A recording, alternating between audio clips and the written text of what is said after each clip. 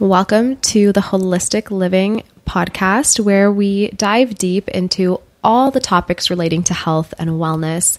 And today I want to get a little bit more into the fascinating world of gut health. My name is Marla. I'm your host, and today we are exploring a topic that so many people ask me about. This is one of the most common topics, and it's all about parasites and our gut. I've done many podcast topics on pathogens. I've done countless masterclasses, YouTube videos, Instagram posts, you name it. It's been done, but it's still a question that comes up all the time because there's always so many if, ands, and buts around this. And I want to just talk a little bit more about that today, kind of re-educate some people as a reminder who maybe kind of forgot a little bit about this topic and how it affects our gut. And hopefully for those of you who are experiencing this topic, there might be one or two tidbits of information that you didn't know and can take away. So we are just going to dive in. I am sick, started with a sore throat this morning. It's probably going to progress to be death tomorrow, but here we are. Don't mind the raspiness. So a lot of times when we think about gut health, we often think about probiotics. Sometimes people think about prebiotics, a balanced diet, but what happens when unwanted guests are present?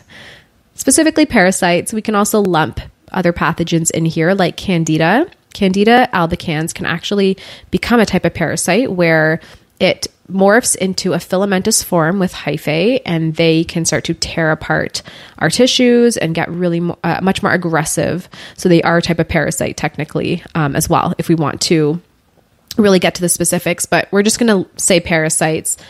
I really do mean different types of pathogens. But anyway, parasites are organisms. They live on or in the host, in this case, in the gut, and they get their food at the host's expense. So essentially, you eat something, first the parasites are going to be nourished. They love consuming minerals, heavy metals, sugars. So they're going to consume a lot of the nutrients, which is oftentimes why a lot of people have nutrient deficiencies when there's parasites present, because no matter how healthy you eat, if there's parasites, they're taking so much of that nutrition to grow themselves, you're left with very little. They also come in many forms. There's microscopic protozoa, and then there's larger worms. Today, I just want to really quickly break down how these parasites can actually affect our gut, and then also talk about the symptoms that they can cause, and then what you can, kind of do to protect yourself as well. The different types of gut parasites, let's start there. Number one, there's two main categories. There's protozoa and then helminths. Protozoa are single-celled organisms. Some common examples include the Giardia lamblia species.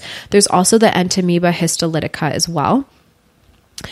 Then there's the helminths, which are the larger multicellular organisms like tapeworms and roundworms.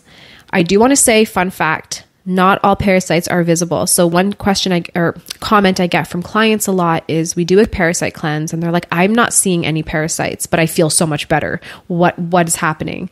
And a lot of times you can be doing a parasite cleanse and not see parasites because most of them actually are microscopic. So you can't see them just by looking, unless you're putting a stool sample under a microscope. Some of them, yes, are larger worms that you'll visibly see excreted, but most of them are microscopic. So you can do a parasite cleanse. If you're not seeing them in your stool, does not mean they're not present. It's just potentially that they're, microscopic. So how do these parasites impact our gut health? Well, they can cause a range of GI issues and whole body issues. First of all, you can get a range of, and I'm not going to list all the symptoms here or I'll be here forever, but some really common ones are stool issues, diarrhea, constipation. They inflame the lining of our gut, which can lead to loose stools. Abdominal pain is huge. You get cramping and discomfort because of our body's immune response. It knows that something's present that it doesn't like. So it starts to signal the excretion of these unwanted organisms, which causes that contraction of the gut. So that's where that pain will come from. Nutrient deficiency, so malabsorption. Some parasites will interfere with the nutrition absorption, and this can lead to deficiencies, weight loss. Not always. Sometimes you can actually have a weight gain because you get a lot of inflammation from parasites, and then you can have the opposite effect where you're actually gaining weight.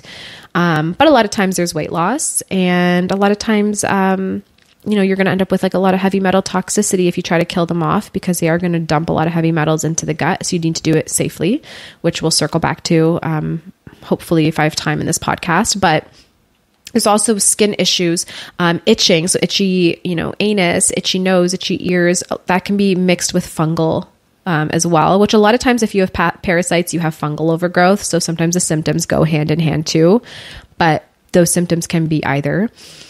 And then you're going to have like things like dry skin. You can also have like insomnia, have a hard time sleeping, major mood swings, irritability, depression, anxiety, histamine issues. The list goes on. So there's a lot of symptoms related to parasitic overgrowth that are present. A lot of times we chalk it up to something else, oh, I didn't sleep last night, or oh, it's this, or oh, it's that. And a lot of times it's just parasites and they're just messing with you. So don't ignore the symptoms, pay attention. Runny nose, getting sick frequently, immune flares, all of this stuff. So how do you know if you have parasites? This is something that I think I just want to come out and say, and a lot of people are going to disagree with me. Most people have parasites. I know everyone's going to say, no, that's so false. They're only saying 1 billion people. Statistics show 1 billion people have it. No, most people have it and they're just not getting documented or testing to confirm it, but they do. And I will say this, I've worked with over almost 7,000 clients to date, okay, in the history of my practice, which is a large number. And 94 or 95% of those clients have had parasites visibly that they could see. The other percentage didn't see any parasites, but they felt better doing some type of parasite cleanse, because I do put all my clients through a good pathogen cleanse. Because most people today with, really crappy diets and antibiotics and drinking alcohol and all the stress and everything else, we do have pathogens. It's rare to not. So, given the number of people that I've seen personally in my practice, for all of them to pretty much see parasites, I would say there's a few clients that didn't visibly see it, and the ones that didn't still felt better for the most part doing the treatment. So that just goes to show, like, my little corner of the world, it's a 7,000 people is a lot of people, but it's still a very small sample. But in my sample, if a really good chunk of them, if we say 70%, which isn't accurate because my numbers are showing more like 94, 95%. But even if only 70% saw parasites, that's still a huge number. So you can kind of go on to think, okay, more people have it than they're documenting. And it really comes down to a few factors. Number one, we eat a lot of meat in North America specifically, other parts of the world technically too. But we're eating a lot of meat, and parasites have adapted to withstand heat, to withstand cold, so freezing. So when we're eating a lot of meat, and they're showing that even after meat is cooked or even after it's frozen, parasites are still alive. So we're ingesting them. We have poor, a lot of parts of the world have poor sanitation, poor filtration. So you're getting a lot of parasites through drinking water and things like that on food, etc. We also, most of us have so much stress that we have underactive stomachs. We also have underactive thyroids very commonly, which means we're not having enough stomach acid production, which means when we eat something that does have parasites, or we lick our finger that happens to have touched something with parasites or larvae eggs or whatever, that's going in our body, and they're not dying in our stomach acid, which is normally what would happen because we have an underactive stomach. So they are able to hit our colon alive. We also have copious amounts of antibiotic usage and alcohol usage and things like that, which completely wipes out our beneficial probiotics and organisms and allows the ones that are there, parasites, yeast, fungus, to thrive.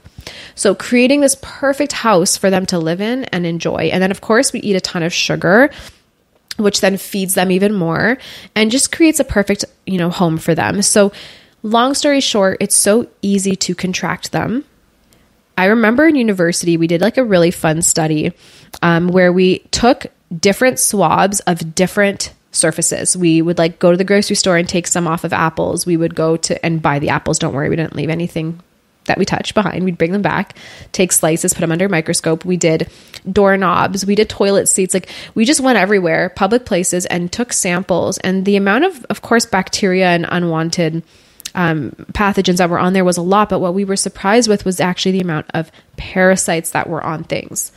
And I'm guilty of this as much as the next person. Like I'll go to the store, I'll buy an apple and I'll just rinse it really quick and eat it. Like I'm not like scrubbing them. So, which I don't think you should be doing because you're also then going to take a lot of good organisms off. But the long story short, I'm rambling now, probably getting boring here. Long story short, parasites are everywhere. They're hard to avoid. We need to do things that are going to kill them off. So how do you know you have them? We go off of symptoms. Do you have chronic fatigue, unexplained weight loss or weight gain, nausea, vomiting, abdominal cramping, runny stools, change in appetite? Do you have severe insomnia? Are you itching all the time, etc.? If you have a bunch of the symptoms that are related to parasites, we can confirm that you most likely have them. But based on the fact that they're so easy to contract, and we, do have an underactive stomach most of the time, things like that, we could just assume that majority of people have them. And I always like to do a type of treatment or protocol for it just to make sure we're covering our bases. So prevention and treatment. What can you do to prevent these parasites from destroying the gut? So I'm going to give you some tips. I do want to say before I do, I have an incredible, so freaking proud of it, 60-day gut reset program that walks you through step-by-step a full gut reset, including a candida and parasite cleanse, an epic liver and kidney cleanse, a full gut flush, full gut repair protocol with therapies, not only for diet and supplements, but other practices, mindset support, TENS and vagal nerve stimulation, and so much more to help completely reset your gut health, which will help transform your entire body as well. Your whole body inflammation, skin issues, gut issues, mood issues, etc. get corrected because you're doing so much gut support. The amount of resources in there is absolutely wild. It's a self-paced course, but we do live Zoom meetings. We have a private Facebook community for support and check-ins and so much more. It is the only program to exist like this that actually includes a full liver and kidney drainage with homeopathic support if you'd like to use it and everything else. I'm so proud of it. And the feedback has been absolutely incredible. So I would love for you to join. It's the 60daygutreset.com. I will link it down below with a discount code if you want to take advantage of that and join the community. And then you can just go through a step-by-step protocol on how to do this. It can be done worldwide. You get full support from me, the practitioner. And then you don't have to kind of go around guessing, am I doing it right? What do I need to do? How do I start? It's all in there. Recipes, everything you need, start to finish. It's beyond incredible.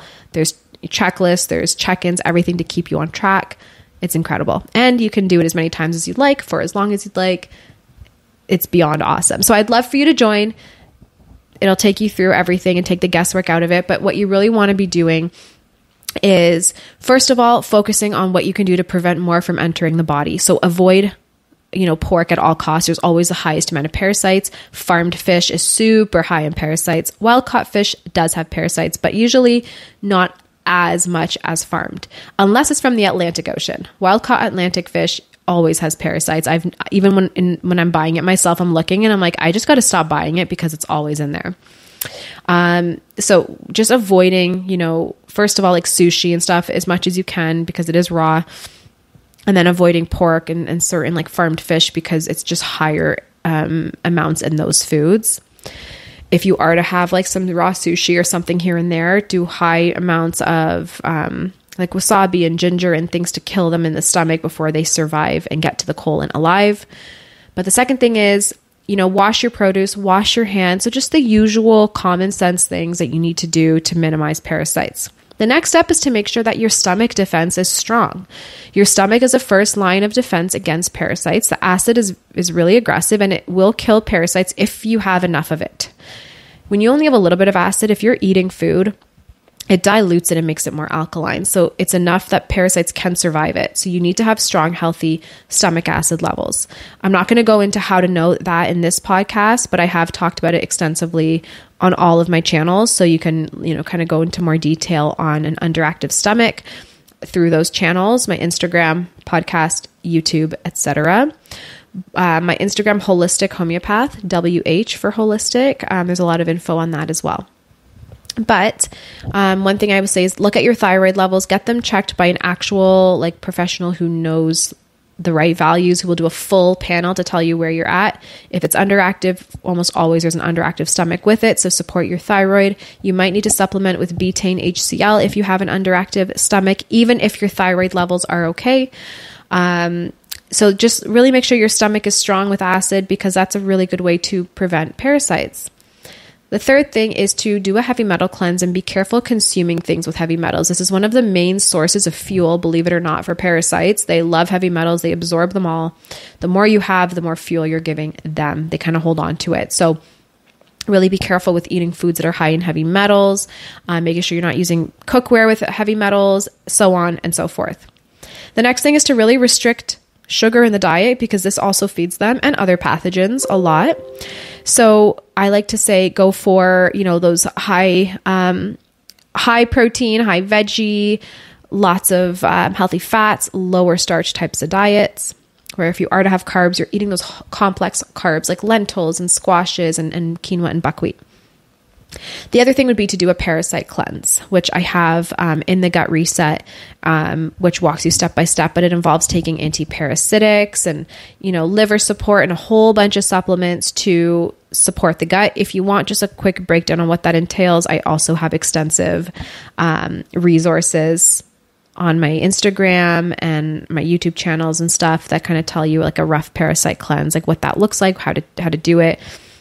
So if you want to get a bit more information, you can do that, but definitely parasite cleanses should last a minimum of 90 days to make sure you get the full life cycle of the parasite. You could kill the big worms, but if they had laid larvae just before they died, there's new worms that will be forming. So you want to make sure you're getting at least 90 days in on a parasite cleanse.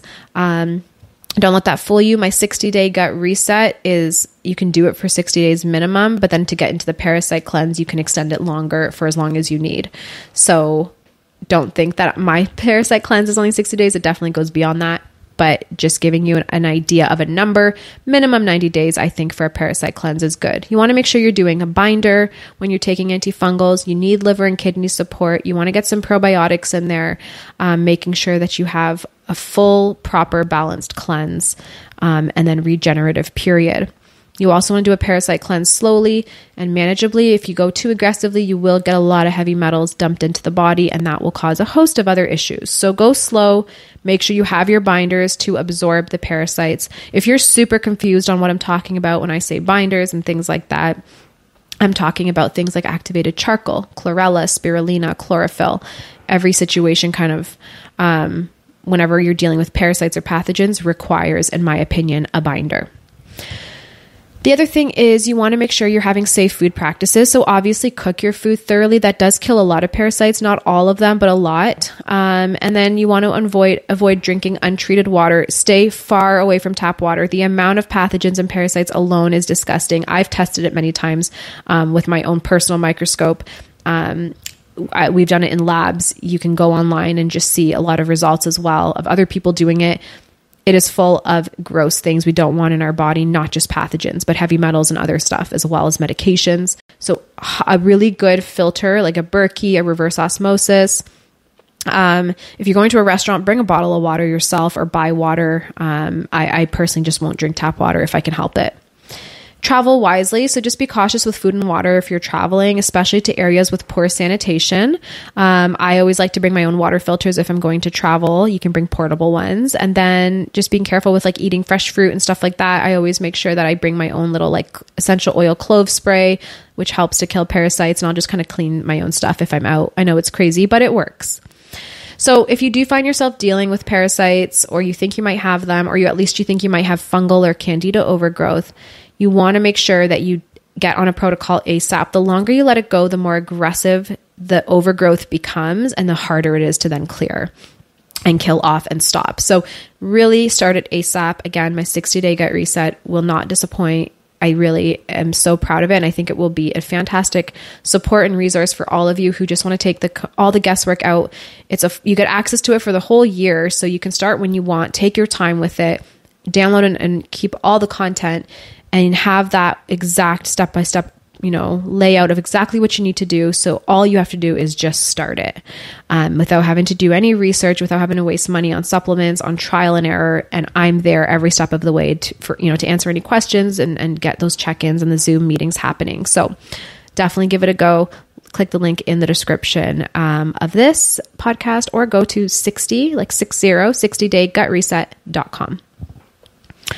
Now, in terms of some natural remedies, I do want to touch really quick, because I know I get this all the time. What are the best antifungals? So it's different for everyone. My go-to for parasites would be garlic.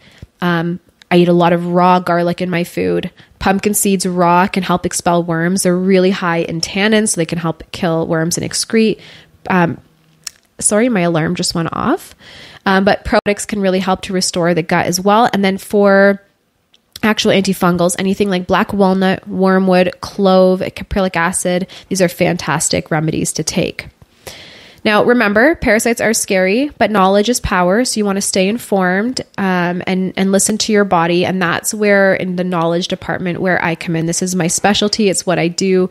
I help people fix their guts by getting what's in there that doesn't belong out, and then bringing what should be in there back in. So I'm here to help you every step of the way if you do want to join the Gut Reset. But thank you so much for tuning into this episode of Parasites. If you found this information helpful, please share it with friends and family. Don't forget to subscribe to my podcast and rate it if you enjoy what you're hearing, and if you want more insights into health of the entire body. And until next time, take care of your gut, and I'll talk to you soon. Bye.